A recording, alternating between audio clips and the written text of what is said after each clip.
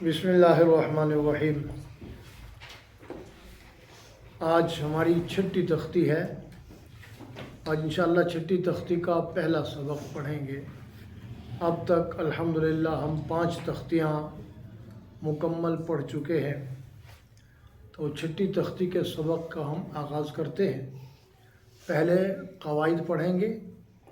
قواعد میں جو ضروری باتیں ہیں وہ سب نے زبانی یاد کرنی ہے، تاکہ آگے سبق پڑھنے کے دوران یہ قواعد ہمیں اچھی طرح یاد ہوں تو آگے پڑھنے میں آسانی ہو، دقت نہ ہو۔ اس لیے یہ قواعد شروع میں یاد کروائے جاتے ہیں، اور آگے ہم جو سبق پڑھیں گے وہ انشاءاللہ ہجے اور رواں دونوں طریقوں سے پڑھیں گے۔ تختی نمبر 6، حرکات اور تنوین کی مشق۔ اس لیے تختی نمبر 6 میں ہم حرکات اور تنوین جو ہم نے پیچھے پڑھا ہے ان کی مشق کریں گے، جملے بنا کر پڑھیں گے، ٹھیک ہے؟ اور اس تختی میں ہم 7 وقف کرنے کا طریقہ اور وقف کرنے کے قاعدے بھی بتائیں گے، اس لیے ان باتوں کو اچھی طرح ذہن میں رکھنا ہے۔ اب دوبارہ پڑھو تختی نمبر 6، حرکات اور تنوین کی مشق۔ وقف کے قاعدے۔ وقف کے 3 قاعدے ہیں۔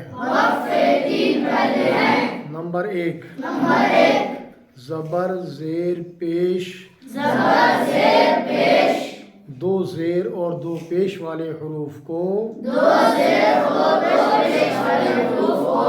وقف کی حالت میں ساکن کر دیں گے۔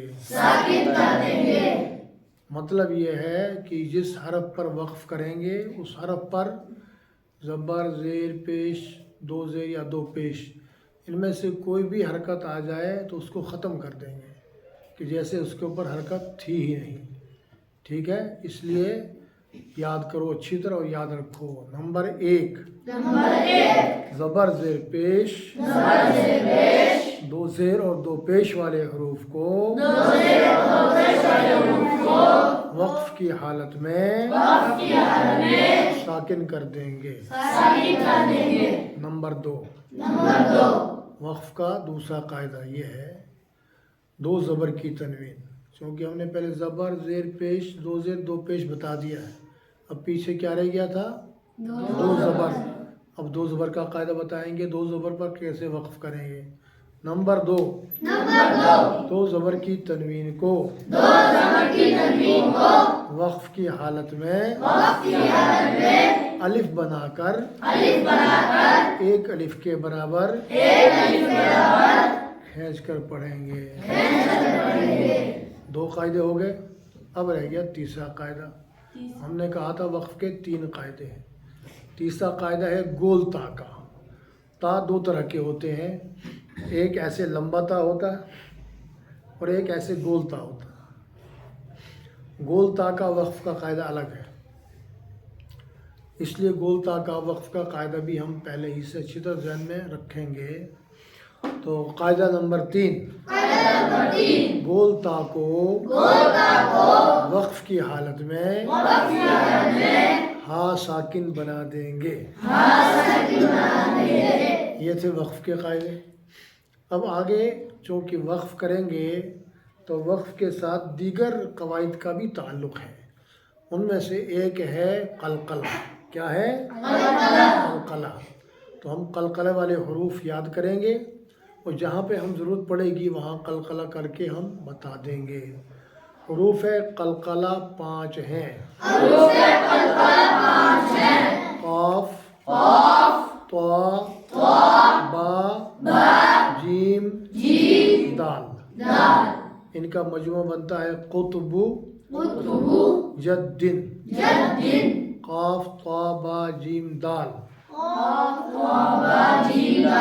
قطب جد۔ ان میں سے کوئی بھی حرف ساکن ہو تو قلقلہ ہوگا۔ قلقلہ کے معنی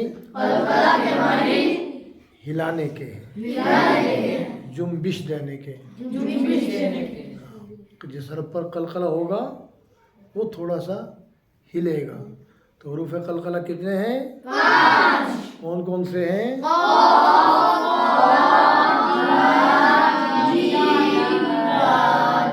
ان کا مجموعہ ہے قطب جدن۔ قطب جدن، ان میں سے کوئی بھی حرف ساکن ہو تو قلقلہ ہوگا۔ قلقلہ کے معنی ہلانے کے ہیں۔ اب ہم تھوڑا سا پڑھتے ہیں، چونکہ قواعد اچھی طرح یاد ہوں گے نا پھر آگے پڑھنا ہمارے لیے آسان ہوگا۔ اب ہم صرف ایک لائن پڑھیں گے، اس کے بعد انشاءاللہ باقی آئندہ سبقوں میں پڑھیں گے۔ اب اس کا ہجے کیسے کرنا ہے اور وقف کیسے کرنا ہے اس کو اچھی طرح ذہن میں رکھنا ہے۔ اب پڑھو، حمزہ زبر آ، با زبر با، ابا، دال دو زبر دن، ابدن۔ اچھا، ہم نے بتایا تھا نا وقف کا طریقہ، اب یہ 2 زبر آ گیا تو 2 زبر کی ترمیم کا جو وقف کا طریقہ ہے اس کے مطابق ہم وقف کریں گے، ٹھیک ہے؟ ابدن، آگے وقف، ابدا۔ ہم نے کیا بتایا تھا؟ 2 زبر کی تنوین کو الف بنا کر ایسا ہی کیا نا؟ اب اس کو اچھی طرح یاد رکھو، حمزہ زبر آ، با زبر با، ابا، دال دو زبر دن، ابدن۔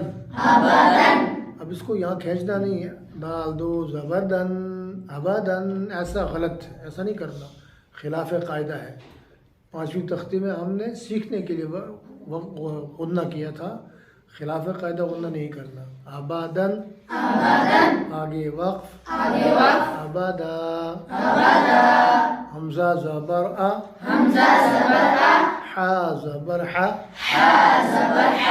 احا، دال دو پیش دن، احدن، آگے وقف، احد۔ اچھا، اب یہاں ایک اور بات کی وضاحت دیکھو۔ پہلی بات یہ ہے وقف کے قواعد میں ہم نے کیا کہا تھا؟ زبر زیر پیش 2 زیر اور 2 پیش والے حرف کو ساکن کر دیں گے۔ دال کے اوپر 2 پیش تھے، ہم نے اس کو کیا کیا؟ ساکن کر دیا۔ اب ہم نے اگلا قاعدہ بتایا تھا حروف قلقلہ قاف طا با جیم دال، ٹھیک ہے؟ تو حروف قلقلہ میں سے دال ہے نا جس پر ہم نے وقف کیا، تو دال جب حروف قلقلہ میں سے کوئی بھی حرف ساکن ہوگا تو قلقلہ ہوگا۔ اب ہم نے اس کو دال کو ہلا کے پڑھنا ہے، ابدن نہیں، اگلا حرف ہے احدن، آگے وقف، احد۔ ہاں، دال کو ہلایا، احد نہیں کرنا، احد کریں گے تو یہ دال کے بجائے تا بن جائے گا، غلط ہو جائے گا۔ دال کو صحیح پڑھنے کا طریقہ یہ ہوگا احدن، آگے وقف، احد۔ بات سمجھ میں آ گئی؟ اب آگے پڑھو، حمزہ زبر آ، خا زبر خا، خا کو اپنے مخرج سے موٹا کر کے پڑھنا، اخا، ذال زبر ذا، اخذ، آگے وقف، اخذ۔ اس کو ذال کو نہیں ہلانا، اس کو ساکن کر دینا، اس پر زبر ہے۔ حمزہ زبر آ، ذال زیر ذی، اذی، نون زبر نا، اذینا، آگے وقف، اذن۔ نون پر بھی زبر تھا، ہم نے اس کو ساکن کر دیا۔ حمزہ زبر آ، میم زبر ما، اما، را زبر را، امرا، آگے وقف، امر۔ اچھا، یہاں ایک اور بات، را پر زبر تھا، را کو ساکن کر دیا، ٹھیک ہے؟ اب را کے اوپر زبر ہے، ہم نے یہ چوتھی تختی میں بھی بتایا ہے، پانچویں تختی میں بھی زبر اور پیش والے را کو پر پڑھیں گے، دو زبر اور دو پیش والے را کو بھی پر پڑھیں گے۔ اب یہاں پر اس زبر پر کیا ہے، اس را پر کیا ہے، زبر ہے، اس کو پر پڑھیں گے۔ اب وقف کرنے کی صورت میں بھی اس کو پر پڑھیں گے، کیونکہ اس سے پہلے بھی زبر ہے۔ جس را پر زبر ہے اس را کو بھی پر پڑھیں گے، جس سے پہلے زبر اور پیش ہو اس کو بھی پر پڑھیں گے۔ اس لیے یہ وقف کر کے بھی پر پڑھیں گے، وقف کے بغیر بھی اس کو پر پڑھیں گے۔ امارو، آگے وقف، امر۔ اب آگے دیکھو اگلا جو لفظ ہے اس کو اچھی طرح سمجھنا اور ذہن میں رکھنا ہے۔ آگے حمزہ زبر آ اور نون الف زبر نا لکھا ہے، لکھا تو یہی ہے نا، مگر اس کے نون کے ساتھ جو الف لکھا ہے وہ کہیں بھی کبھی بھی نہیں پڑھا جاتا۔ قرآن میں اور عربی زبان میں اس کے الف کو ہمیشہ نہیں پڑھا جاتا۔ اس کو حمزہ زبر آ نون الف زبر نا انا نہیں پڑھیں گے، بلکہ اس کو کیسے پڑھیں گے، توجہ کرو، حمزہ زبر آ، نون زبر نا، انا۔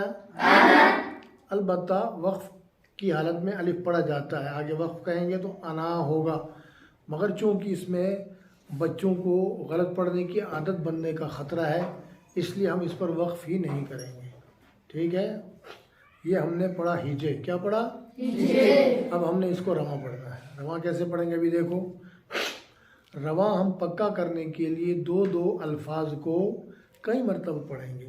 ابدن، احدن، ابدن، احدن، ابدن، احدن، اخذ، اذن، اخذ، اذن، امر، انا، امر، انا۔